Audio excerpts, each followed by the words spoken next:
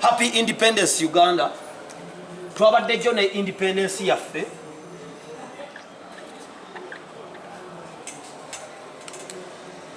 Independence yaffe eno ebeerawo ennaku z'omwezi nga 9 ogw'Ekkumi buli mwaka. Ne tuba nga twebaza Katonda tulina emyaka 59. Everything doesn't happen as a coincidence. Buli kintu kirina amakulu gaakyo. Hosea 4:6 tells us that people perish because of lack of knowledge. What knowledge? About the times and seasons of God. Why do I talk about God? Nti bw'osoma oluyimba lw'eggwanga lyaffe, bw'otunuulira ensi yaffe tulina ekigambo for God and my country, tulina o Uganda, may God uphold thee. So tetuyinza kwegaana Katonda, twetaaga Katonda ng'eggwanga, ago ge mazima. So bw'osoma Ecclesiastes 3 ekulaga times and seasons Katonda mwakolera, waliwo ekiseera ky'okuzaalibwa n'ekiseera ky'okufa. Kati how do people perish? They don't know the times and seasons of God, how things change, because Uganda is now experiencing what we call a transition. Uganda is experiencing what we call a revolution. Uganda is experiencing a change. Uganda is experiencing a transformation and a movement. Uganda is experiencing what we call a shift. Movement, shift, transformation, change, revolution, transition, they are all respecting time. The word time tends to kwerabirwa. Transformation always is experienced starting from number 40, 42, 49, and 50. Those are numbers of transformation. Revolution is the change of system of governance. Everything must change. The way things have been moving must shift, must move from one status to another one, must change, must be transformed. Oh, we are transiting as a nation, which means that every sector is going to change, whether you want or not. Gwogana okukyuka yes tegana kukyuka. Kikwewunyisa kati abantu badde wakamisa nattu. Ngedde abantu bakolanga ekiro kiramba.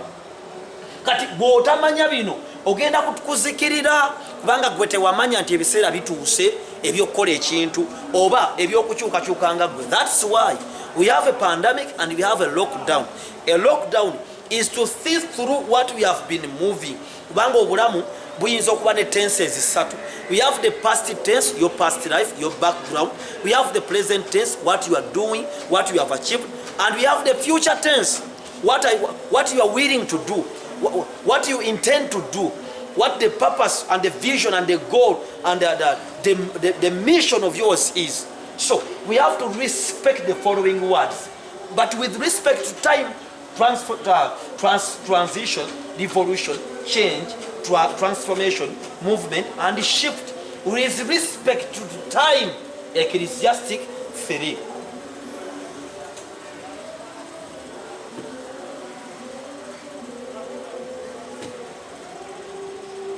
Uganda bwe bayina emyaka 59 kitegeeza ki ngaffe abasajja abagezigezi kubanga tuli mulembe ogutya Katonda gwe omutya gw'omanyi. Nze Dr. T mbabuulira ndi mawulire okubeera obusereebo olina okuba omulogo oba omusabi. Nze ndi musabi, sirigenda mu geyeena. Abaana bange tebalyonooneka, nze siryonooneka.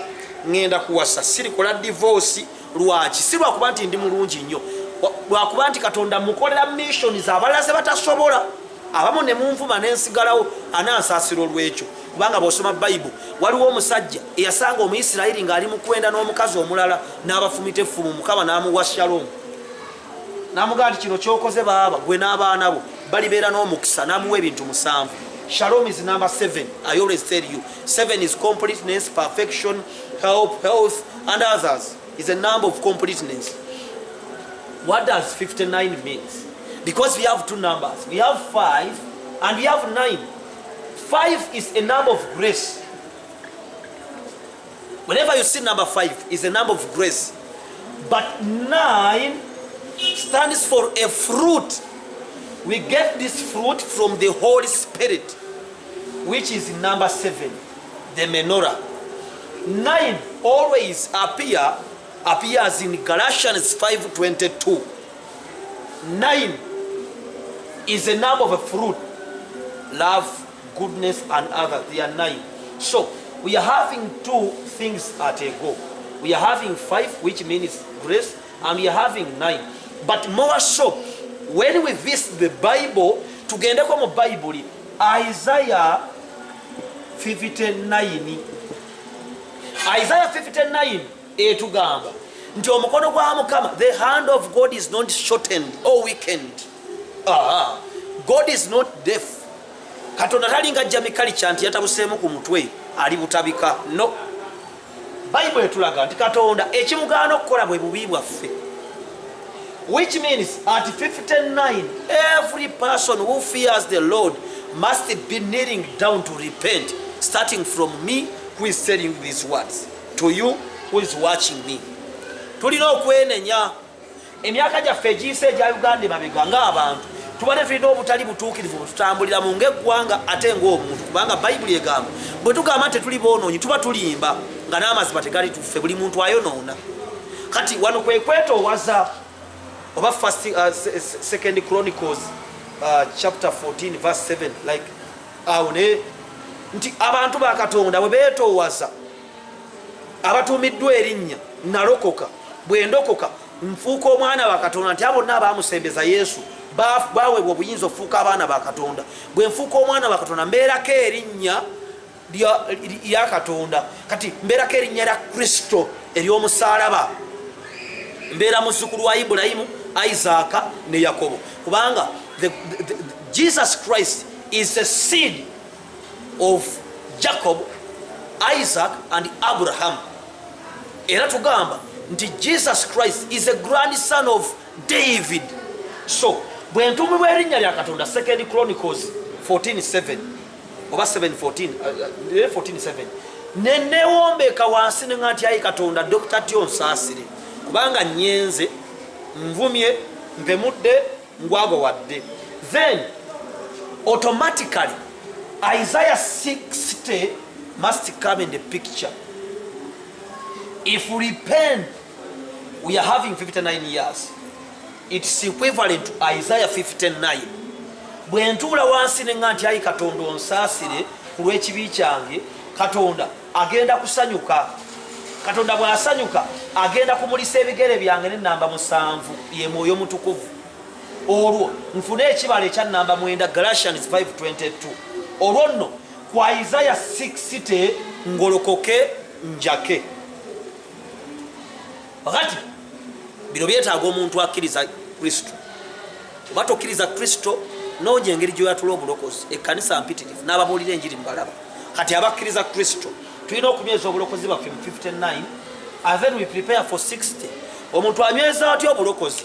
Omuntu yeenenya, omuntu asiiba, omuntu asaba, omuntu asoma Bayibuli, omuntu yeeyisa bulungi, to stand right. Righteousness, to stand right. Standing is a military affair. Tosobola kuyimirira ng'oli mulwadde, tosobola kuyimirira ng'enjala ekuluma, oliro ojja kugwa. So omuntu agaba, omuntu awaayo, akola ennono mu Bayibuli, ekimu eky'ekkumi ekiweebwayo, ogabira abaavu ssente za Isirayiri n'ebirala. Bino bw'onaabikola n'ogattako okwenenya okusoma Bayibuli, bijja kuteeka mu Isaiah 60. So waliwo abasumba mikwano gyange, omukulu Pastor Senyonga nkulamusizzaako, abakulu mu ddiini Pastor Bujingo, si mu ddiini byaffe si ddiini, abakulu mu bulokozi Pastor Bujingo, Pastor Bugembe, Pastor Manjeri, Pastor Kayanja, mwe bataata. Kyokka wano mu number 5 Uganda eweereddwa ekisa. President Museveni n'aweebwayo akaseera okusigala ng'akulembera eggwanga lya Uganda. What do we need to do? Ng'otandikidde ku basumba baffe. Abasumba baffe muve mu kwerangira n'okwevuma. Pastor Senyonga mukwano gwa muve mu kwerangira n'okwevuma. Bannabbi b'obulimba tebaliggwawo, always balibeerawo. Neggwe wooyimiridde kakasa nti waliwo ekitangala, kubanga eno ensi eri mu kizikiza. Neggwe wooyimiridde ekitangala kibeerewo. Katonda akozese ggwe okole omulimu gwe. Kati President Museveni, what do we need to do? Oba fe abavubuka abato abaakalokka, what do we need to do? Kubanga abasumba abasinga bali mu kuvaawo they are being wiped out because of nature. Abamu bakuze ne president waffe akuze. What we need is to nail down, is to practice humility, humbleness, repentance, because when you want to get a mantle, bwe oyagala okufuna amafuta g'oyo abaddewo olina kwekkakkana wansi nga Elisha kye yakola ng'Elijah ali mu kwambuka. Kati President Museveni tulina omukakkanira, n'abasumba abaliwo tulina obbakakkanira basobole otuwa portion, basobole transferinga, because tuli mu transformation as a nation. Museveni bw'omujerega n'otamusabira n'omuyisanga embwa, abasumba abaliwo singa tobassaamu kitiibwa, they are not going to transfer power and anointing from them to you, bajja kufa nago. We have to cry, Lord our Father. Tulina okuyita Katonda. Bano abakulembeze abaliwo batulekere omunagiro, tusobole okusigala nga tuli ggwanga erigasa. Nze Dr. Tyamali kino nkibajjukiza buli kaseera, kubanga nkolera Katonda mission zenzibu. Tasobola kundekera nze bwe ndifa nja kgenda mu ggulu. Egeyeena abanaagenda mwebali, abanaabeera mu ggulu ne bawana abamunaana, nze wa musanvu.